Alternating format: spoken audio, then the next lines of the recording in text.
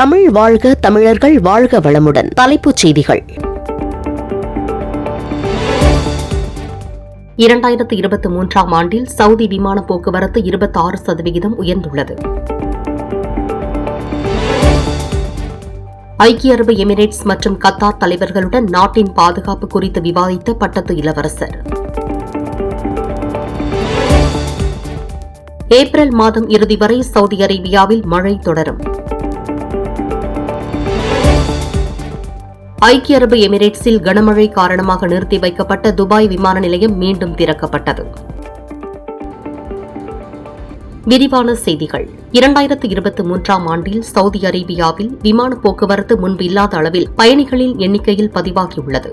கடந்த ஆண்டு நாட்டின் பல்வேறு விமான நிலையங்கள் வழியாக 112 மில்லியன் பயணிகள் பயணம் செய்துள்ளனர். 2022ஆம் ஆண்டுடன் ஒப்பிடுகையில் இது 26% வளர்ச்சி கண்டுள்ளது. 2023ஆம் ஆண்டில் சவுதி விமான நிலையங்கள் வழியாக செல்லும் விமானங்களின் எண்ணிக்கை சுமார் 8,15,000 எட்டியது. இது 2022உடன் ஒப்பிடும்போது 16% அதிகரித்துள்ளது. கடந்த ஆண்டு பயணிகள் மற்றும் சர்வதேச விமானங்களின் அடிப்படையில் பயணிகளின் எண்ணிக்கை சுமார் 61 மில்லியனை எட்டியது மற்றும் விமானங்களின் எண்ணிக்கை 3,94,000 எட்டியது. விமானங்களின் எண்ணிக்கையின் அடிப்படையில் ஒரு மணி நேரத்திற்கு சராசரியாக 30 விமானங்கள் என்ற வகையில் சவுதியின் முக்கிய விமான நிலையங்களின் பட்டியலில் ஜித்தாவின் கிங் அப்துல் அஜீஸ் சர்வதேச விமான நிலையம் முதலிடத்தில் உள்ளது. ஒரு மணி நேரத்திற்கு 27 விமானங்கள் என்ற விகிதத்தில் ரியாத்தில் உள்ள கிங் காலித் சர்வதேச விமான நிலையம் இரண்டாவது இடத்தையும், தம்மாம் கிங் ஃபகத் சர்வதேச விமான நிலையம் ஒரு மணி நேரத்திற்கு 11 விமானங்களுடன் மூன்றாவது இடத்தையும் பிடித்துள்ளது. சவுதி அரேபியா முழுவதும் பல்வேறு விமான நிலையங்களுக்கு இடையே இயக்கப்படும் 4,21,000 உள்நாட்டு விமானங்களில் பயணிகளின் எண்ணிக்கை சுமார் 51 மில்லியன் பயணிகளை எட்டியுள்ளது. சவுதி விமான நிலையங்களில் விமான சரக்கு அளவு 2023க்குள் 7% அதிகமான வளர்ச்சியை கண்டுள்ளது. விமான போக்குவரத்து சேவைகளை ஒழுங்குபடுத்துவதற்கும் சிவில் விமான போக்குவரத்து விதிமுறைகளை அமல்படுத்துவதற்கும் GACA பொறுப்பு போட்டி மற்றும் கவர்ச்சிகரமான முதலீட்டு சூழலை உருவாக்குவதற்கும் மத்திய கிழக்கு மற்றும் உலகில் முன்னோடியாக துறையின் எதிர்காலத்தை வடிவமைப்பதற்கான அதன் அடிப்படை தேவைக்கேற்ப அதிகார சபை செயல்படுகிறது.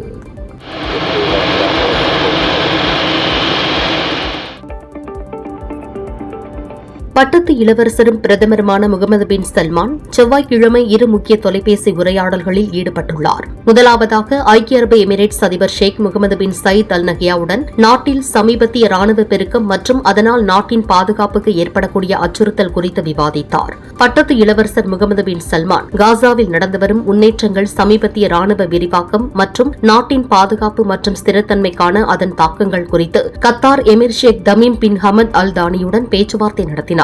அதிகரிக்கும் அபாயங்களை தணிக்கவும், பதட்டமான சூழலில் இருந்து நாட்டை பாதுகாக்கவும் தேவையான நடவடிக்கைகளை எடுப்பதன் முக்கியத்துவத்தை இருவரும் அடிக்கோடிட்டு காட்டினார்கள்.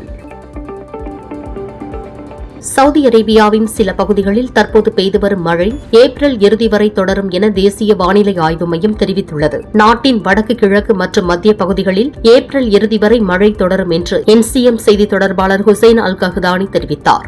காவ்ஜி மாகாணத்தில் உள்ள மானிஃபா மைதானத்தில் 60 நிமிடங்களில் 42 மில்லிமீட்டர் மழை பெய்துள்ளது என்றார். கனமழை மற்றும் பலத்த காற்றின் தீவிரம் காரணமாக கிழக்கு மாகாண மாநகர சபை நாட்டின் போக்குவரத்து களத்துடன் இணைந்து முன்னெச்சரிக்கை நடவடிக்கையாக தம்மாம் கிங் ஃபகத் வீதியில் உள்ள சுரங்கப்பாதைகளை மூடுவதாக அறிவித்துள்ளது. வானிலை சீரானதும் சுரங்கப்பாதைகள் திறக்கப்படும் என நகராட்சி தெரிவித்துள்ளது.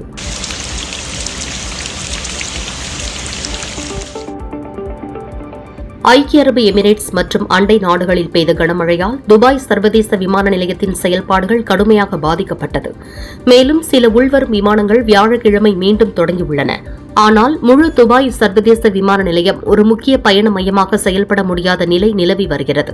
விமான நிலையத்தின் அதிகாரிகள் வெளிநாட்டு கேரியர்களால் பயன்படுத்தப்படும் டெர்மினல் 1இல் உள்வரும் விமானங்களை பெற தொடங்கியுள்ளதாகவும், வெளிசெல்லும் விமானங்கள் தொடர்ந்து தாமதமாகி வருவதாகவும், எமிரேட்ஸ் விமான நிலையத்தின் மிகப்பெரிய கேரியர் மற்றும் ஃப்ளை துபாய் விமானங்களுக்கு டெர்மினல் 3இல் செக் இன் திறக்கப்பட்டுள்ளதாகவும் அறிவித்தார்.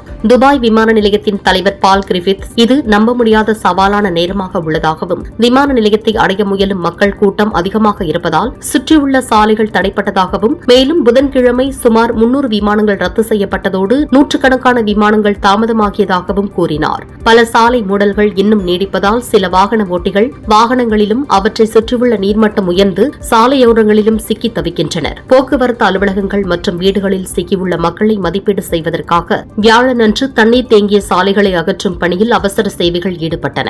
வியாழனன்று ஐக்கிய அரபு எமிரேட்ஸில் வெயிலின் தாக்கம் இருப்பதாக கூறப்பட்டாலும் இப்பகுதியில் அதிக இடியுடன் கூடிய மழை, பலத்த மழை மற்றும் பலத்த காற்று வீசும் என்று அதிகாரிகள் எச்சரித்துள்ளனர். ஓமனில் 1400க்கும் மேற்பட்ட மக்கள் பாதுகாப்பான இடங்களுக்கு வெளியேற்றப்பட்டுள்ளனர். அதே நேரத்தில் பள்ளிகள் மற்றும் அரசு அலுவலகங்கள் மூடப்பட்டுள்ளன. ஐக்கிய அரபு அமீரகத்தின் அதிபர் ஷேக் முகமது பின் சயீத் அல் நஹ்யான் கடுமையான வானிலையால் பாதிக்கப்பட்டுள்ள நாட்டின் உள்கட்டமைப்புகளை மறு ஆய்வு செய்ய உத்தரவிட்டுள்ளார்.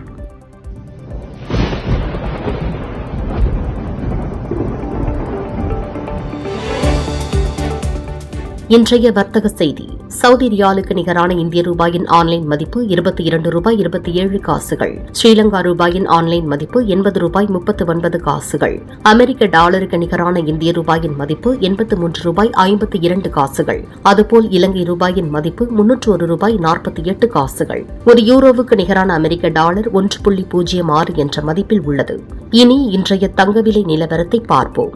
சவுதி அரேபியாவில் 22 கேரட் தங்கம் ஒரு கிராம் 273 ரியால்கள், ஒரு பவுன் 2184 ரியால்கள். இந்தியாவில் 22 கேரட் தங்கம் ஒரு கிராம் 6815 ரூபாய் என்ற அளவிலும், ஒரு பவுன் 54,520 ரூபாய்க்கும் விற்கப்படுகின்றது. நேயர்களே, புதிய செய்திகளுக்கு சவுதி தமிழ் மீடியா சேனலுடன் இணைந்திருங்கள். இன்றைய செய்திகளை தங்களுக்காக வாசித்தளித்தது அருணா பாண்டியராஜ். அன்பு தமிழ் உறவுகளே, எங்கள் சேவை மேம்பட உங்களின் கருத்துக்களை கமெண்ட் செய்யுங்கள். தினம்தோறும் எங்கள் செய்திகள் உங்களை வந்தடைய எங்கள் சேனலை சப்ஸ்கிரைப் செய்து அருகில் உள்ள பெல் பட்டனை அழுத்தி அதில் ஆல் என செலக்ட் செய்யுங்கள். மேலும் நீங்கள் அறிந்து கொண்ட செய்திகளை உங்கள் நண்பர்களுக்கு ஷேர் செய்து உதவுங்கள். நன்றி. மீண்டும் சந்திப்போம் புதிய செய்திகளுடன்.